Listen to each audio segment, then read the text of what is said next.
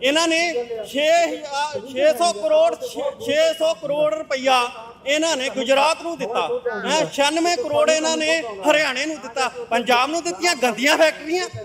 CNG plant ਦੇ ਵਿੱਚ 1 lakh ton ਕੂੜੇ ਦੇ ਮਗਰ 1 ਲੱਖ ਟਨ ਕੂੜੇ ਦੇ ਮਗਰ 1.5 ਲੱਖ ਤੋਂ 2 ਲੱਖ ਲੀਟਰ ਪਾਣੀ ਦਾ ਵੇਸਟੇਜ ਹੋਣਾ ਹੈ।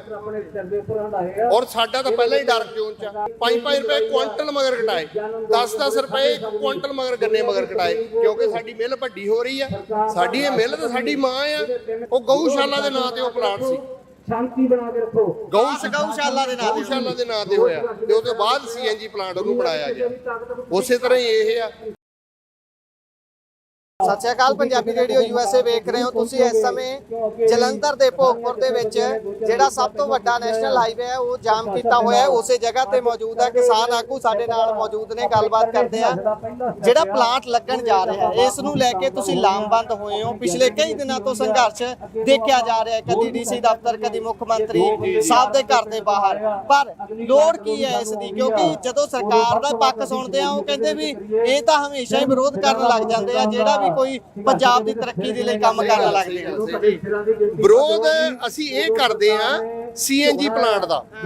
CNG ਪਲਾਂਟ ਦੇ ਵਿੱਚ 1 ਲੱਖ ਟਨ ਕੂੜੇ ਦੇ ਮਗਰ 1 ਲੱਖ ਟਨ ਕੂੜੇ ਦੇ ਮਗਰ 1.5 ਲੱਖ ਤੋਂ 2 ਲੱਖ ਲੀਟਰ ਪਾਣੀ ਦਾ ਵੇਸਟੇਜ ਹੋਣਾ ਹੈ। ਔਰ ਸਾਡਾ ਤਾਂ ਪਹਿਲਾਂ ਹੀ ਡਾਰਕ ਜ਼ੋਨ ਚ ਆ। ਜੇ ਸਾਨੂੰ ਕੋਈ ਪਲਾਂਟ ਦੇਣਾ, ਕੋਈ ਫੂਡ ਪ੍ਰੋਸੈਸਿੰਗ ਪਲਾਂਟ ਦਿਓ, ਖੇਤੀ ਨਾਲ ਜੁੜਿਆ ਹੋਇਆ, ਖੇਤੀ ਦੇ ਨਾਲ ਜੁੜਿਆ ਪਲਾਂਟ ਦਿਓ। ਸਾਡੇ ਇੱਥੇ ਰਿਸਰਚ ਸੈਂਟਰ ਗੰਨੇ ਦੀ ਮਿੱਲ ਆ, ਗੰਨੇ ਦਾ ਰਿਸਰਚ ਸੈਂਟਰ ਦਿਓ ਸਾਨੂੰ। ਅਸੀਂ ਕਿਉਂ ਉਹਦਾ ਵਿਰੋਧ ਕਰਾਂਗੇ? ਅਸੀਂ ਕਿਉਂ ਵਿਰੋਧ ਕਰੀਏ? ਸਾਡੀ ਵੱਡੀ ਮਿੱਲ ਹੋਈ ਆ। ਅਸੀਂ ਸਗੋਂ ਹਿੱਸਾ ਪਾਇਆ ਮਿੱਲ ਦੇ ਵਿੱਚ। 5-5 ਰੁਪਏ ਕੁਇੰਟਲ ਮਗਰ ਘਟਾਏ, 10-10 ਰੁਪਏ ਕੁਇੰਟਲ ਮਗਰ ਗੰਨੇ ਮਗਰ ਘਟਾਏ, ਕਿਉਂਕਿ ਸਾਡੀ ਮਿੱਲ ਵੱਡੀ ਹੋ ਰਹੀ ਆ। ਸਾਡੀ ਇਹ ਮਿੱਲ ਤਾਂ ਸਾਡੀ ਮਾਂ ਆ। ਸਾਡੇ ਬਜ਼ੁਰਗਾਂ ਨੇ 1000 ਰੁਪਈਆ, 100 ਰੁਪਈਆ, 500 ਰੁਪਈਆ ਹਿੱਸਾ ਪਾ ਕੇ ਇਹਨੂੰ ਮਿੱਲ ਨੂੰ ਬਣਾਇਆ। ਕੋਆਪਰੇਟਿਵ ਮਿੱਲ ਆ। ਇਸ ਮਿੱਲ ਦੇ ਉੱਤੇ ਬੜੇ ਭਗਿਆੜ ਇਕੱਠੇ ਹੋਏ ਆ ਇਹਨੂੰ ਖਾਣ ਵਾਸਤੇ, ਇਹਨੂੰ ਹੜੱਪਣ ਵਾਸਤੇ। ਅੱਜ ਨਹੀਂ, ਜਿੰਨੀਆਂ ਸਰਕਾਰਾਂ ਆਈਆਂ ਇਹਨੂੰ ਹੜੱਪਣ ਵਾਸਤੇ ਆਈਆਂ। ਸੋ ਇਹ ਜਿਹੜਾ CNG ਪਲਾਂਟ ਹੈ, ਇਹਨਾਂ ਨੇ ਬੈਕਡੋਰ ਖੋਲਿਆ ਵੀ ਇਸ ਮਿੱਲ ਦੇ ਉੱਤੇ ਕਿੱਦਾਂ ਕਬਜ਼ਾ ਕੀਤਾ ਜਾਵੇ। ਸੋ ਇਹ ਜਿਹੜੀ ਮਿੱਲ ਆ ਲੋਕਾਂ ਦੀ ਮਿੱਲ ਆ, ਇਸ ਮਿੱਲ ਦੇ ਉੱਤੇ ਕਬਜ਼ਾ ਨਹੀਂ ਹੋਣ ਦੇਵਾਂਗੇ। ਔਰ ਲਾਓ ਤੁਸੀਂ ਪਲਾਂਟ। ਅਸੀਂ ਸਰਕਾਰ ਨੂੰ ਕਹਿੰਦੇ ਆ ਮੱਕੀ ਦਾ ਕੋਈ ਪ੍ਰੋਸੈਸਿੰਗ ਪਲਾਂਟ ਲਾਓ, ਆਲੂਆਂ ਦਾ ਪ੍ਰੋਸੈਸਿੰਗ ਪਲਾਂਟ ਲਾਓ, ਗੰਨੇ ਦਾ ਸਾਡਾ ਹੋਰ ਵਾਧਾ ਕਰੋ, ਗੰਨੇ ਦੀਆਂ ਵਧੀਆ ਵੈਰਾਈਟੀਆਂ ਲਿਆਓ, ਇੰਪੋਰਟਡ ਵੈਰਾਈਟੀਆਂ ਲਿਆਓ। ਤੁਹਾਡੇ USA ਚੈਨਲ ਆ, ਮੈਂ ਤੁਹਾਡੇ USA ਚੈਨਲ ਥਰੂ ਮਾਧਿਅਮ ਤੇ ਕਹਿਣਾ ਚਾਹੁੰਦਾ ਵੀ ਅਮਰੀਕਾ ਦੀਆਂ ਵੈਰਾਈਟੀਆਂ ਲਿਆਓ, USA ਦੀਆਂ ਵੈਰਾਈਟੀਆਂ ਗੰਨੇ ਦੀਆਂ ਲਿਆਓ, ਜਿਹਦੇ ਵਿੱਚ ਜ਼ਿਆਦਾ ਰਿਕਵਰੀ ਆ ਔਰ ਸਾਡੀ ਮਿੱਲ ਹੋਰ ਪ੍ਰੋਫਿਟ ਦੇ ਵਿੱਚ ਜਾਵੇ। ਇੱਕ ਹੋਰ ਇੱਥੇ ਸਰਦਾਰ ਸਾਹਿਬ ਮੈਂ ਸਵਾਲ ਕਰਦਾ ਕਿ ਜੇਕਰ ਇਹ ਪਲਾਂਟ ਤਾਂ ਚਲੋ ਹੁਣ ਤੁਸੀਂ ਲਾਮਬੰਦ ਜਿਸ ਤਰੀਕੇ ਨਾਲ ਹੋਏ ਹੋ, ਬੰਦ ਕਰਾ ਕੇ ਛੱਡੋਗੇ, ਜਦੋਂ ਬੰਦ ਹੋ ਜਾਂਦਾ ਹੈ, ਹੁਣ ਜਿੱਦਾਂ ਇਨਫਰਾਸਟ੍ਰਕਚਰ ਉੱਥੇ ਤਿਆਰ ਹੋ ਰਿਹਾ ਸੀ, ਤੁਸੀਂ ਇਹ ਵੀ ਮੰਗ ਰੱਖੋਗੇ ਕਿ ਇਸ ਜਗ੍ਹਾ ਤੇ ਹੁਣ ਕੋਈ ਇਦਾਂ ਦਾ ਹੀ ਪਲਾਂਟ ਲਾ ਦਿਓ ਜਿੱਦਾਂ ਦੀ ਗੱਲ ਕਰ ਤੁਸੀਂ? ਮੈਂ ਤੁਹਾਡੇ USA ਚੈਨਲ ਥਰੂ ਇਹੀ ਤਾਂ ਮੈਂ ਆਵਾਜ਼ ਉਠਾ ਰਿਹਾ ਕਿ ਸਾਡੀ ਜਿਹੜੀ ਆਵਾਜ਼ ਆ ਵਿਦੇਸ਼ਾਂ ਤੱਕ ਜਾਵੇ।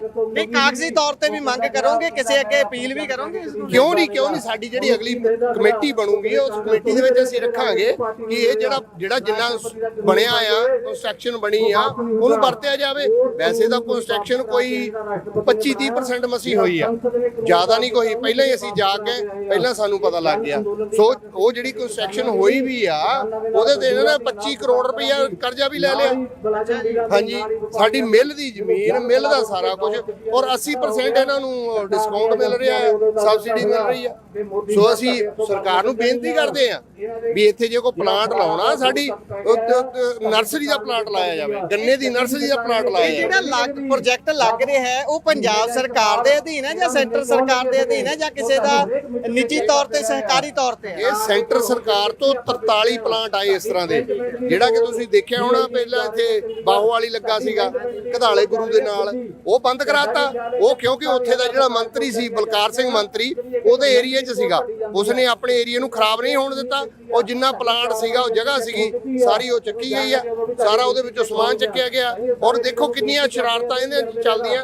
ਉਹ ਗਊਸ਼ਾਲਾ ਦੇ ਨਾਂ ਤੇ ਉਹ ਪਲਾਂਟ ਸੀ, ਸ਼ਾਂਤੀ ਬਣਾ ਕੇ ਰੱਖੋ। ਗਊਸ਼ਾਲਾ ਦੇ ਨਾਂ ਤੇ ਹੋਇਆ ਤੇ ਉਹਦੇ ਬਾਅਦ CNG ਪਲਾਂਟ ਉਹਨੂੰ ਬਣਾਇਆ ਗਿਆ। ਉਸੇ ਤਰ੍ਹਾਂ ਹੀ ਇਹ ਆ। ਸਾਡੇ ਤਾਂ ਇੱਥੇ ਕੋਈ ਮੰਤਰੀ ਸੰਤਰੀ ਨਹੀਂ ਉੱਠ ਰਿਹਾ। ਜੇ ਆਪਾਂ ਮੰਤਰੀਆਂ ਨੂੰ ਵੀ ਕਹਿੰਦੇ ਆ, ਜਿਹਦਾ ਕੋਟਲੀ ਸਾਹਿਬ ਆਏ ਆ, ਬਾਕੀ ਸਾਡੇ ਜਿਹੜੇ ਮੌਜੂਦਾ ਮੰਤਰੀ ਆ ਜਾਂ ਜਿਹੜੇ ਹਾਰੇ ਆ ਜਾਂ ਜਿਹੜੇ ਜਿੱਤੇ ਆ ਉਹਨਾਂ ਨੇ ਵੋਟਾਂ ਤਾਂ ਇਸ ਏਰੀਏ ਤੋਂ ਲੈਣੀਆਂ।